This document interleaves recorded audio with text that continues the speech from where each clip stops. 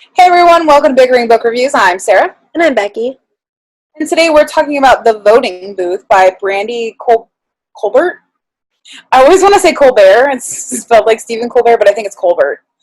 Um, and actually, I haven't read anything by her before, but she's actually all over my TBR list, so I, need to look into that more. Yeah, this is my first book by her. Yeah, and she's got quite a few. She's especially got a middle grade one coming out that I'm super interested in. Of course, I can't remember the name off the top of my head, but we'll tag it if we remember. So the voting booth is about Marva and Duke. So Marva is super intense. She's an activist, and she knows how important it is to vote. So she's been running voter drives and different things for months now and encouraging people to register to vote. This is the first election that she can actually vote in. And so she gets to the voting booth super early, because she wants to make sure her vote is in there, is cast. Duke is also waiting in the same line with her. He's less intense about voting. Like, he knows that it's important because it was important to his older brother and his family. And his older brother has passed, and kind of like in honor of his older brother, he's going to come out and vote. Marva casts her vote. She's on her way out, and Duke's trying to come in, and they don't have him on the registration list. And so he's not able to vote at that location because he believes he pre-registered a couple years ago at a previous address. So he's thinking, okay, maybe I'm supposed to vote at that previous address and not here. So he goes out to get to this other location, and his car's dead. So what ends up happening is Marva steps up. She's like, I am super passionate about voting. I will take you to this other location. So they head out to try to get Duke to vote, but something more happens. And it's just like almost a comedy of errors from there on just to get Duke to vote.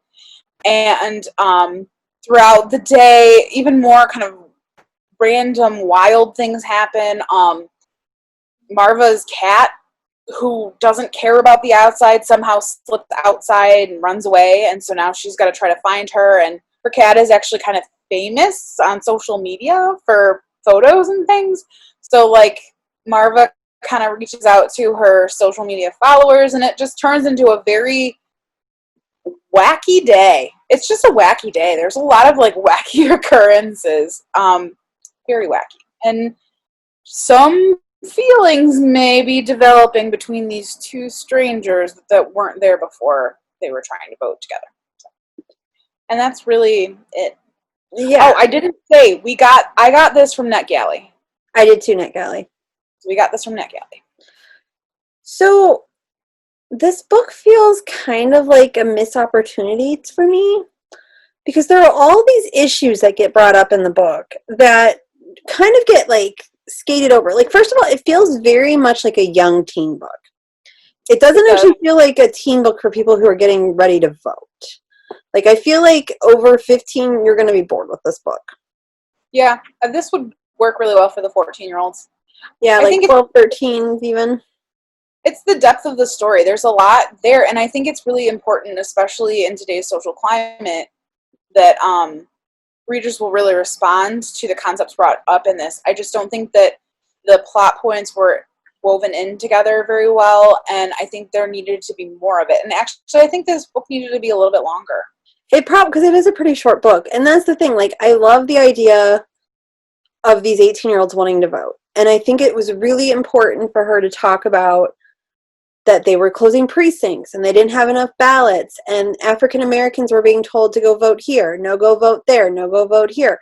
And that's something that's happening, and I think that's very important. I think it's important particularly for people like 17, 18-year-olds to see and be like, okay, if this happens to me, this is what I'm supposed to do.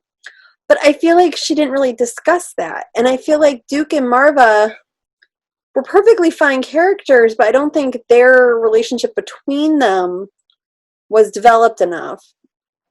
And I feel like there's a lot of stuff implied.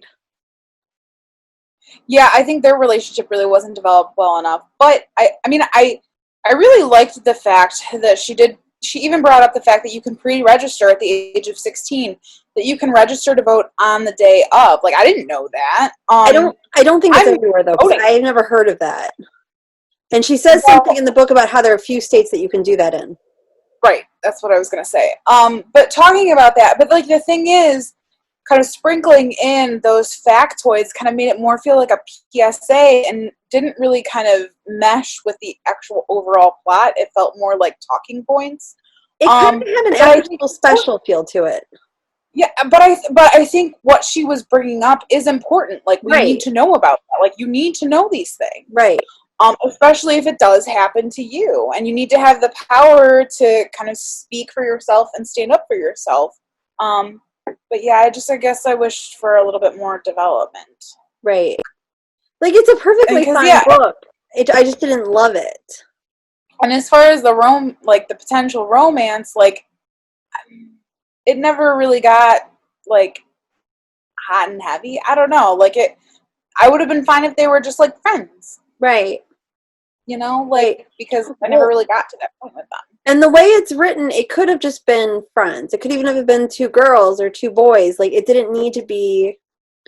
There was nothing specific enough that it needed to have those genders assigned to those characters, if that makes sense.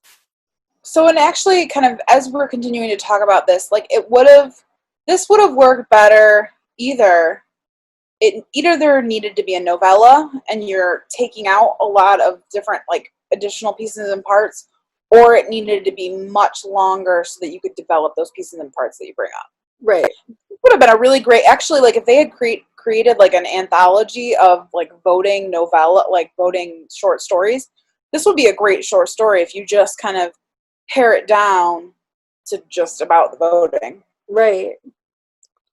Because honestly, like, the stuff about their parents, I didn't really care about. And I don't really feel like they addressed Duke's family enough for me to care. But the thing that makes this book stand out is the voting stuff. Yeah. I mean, because I do think it brings up important conversations, you know, because he's a biracial child, and he lost so, like, there's a death in his family, his parents are divorced, like, there's a lot going on there. She goes to a very fancy private school where, you know, there are not many people of color attending alongside her. They also bring up kind of the concept of African Americans getting stopped more frequently than white Americans, and kind of what that looks like. So there are a lot of, like, really important issues brought forth in this book. I just don't think that they were explored as well as they should have been, or could have. Not should have been, but could have been. Right. It feels like a missed opportunity. Yeah. So I think we're just kind of at the point where we're going to rate it. Yeah. Yeah. So our rating scale goes from 5 unicorns down to 2 unicorns. And if we don't like it, it's not magical, doesn't get a horn, and is therefore a horse. Where are you? I'm at a 3. Like, honestly, like, I felt like the characters were kind of, like, in, the relationship was in, but all of the other stuff, like the PSA stuff was well done and needed. Yeah, I'm at a 3 as well, because I do hope that recent or upcoming new voters will read this. Like, it's got important information, and I also think that some of the other kind of aspects of it readers will respond really well to, and they would want to see in a book. 3. That is where we are on the voting booth, and we'll see you around. We'll see you. Bye. Bye.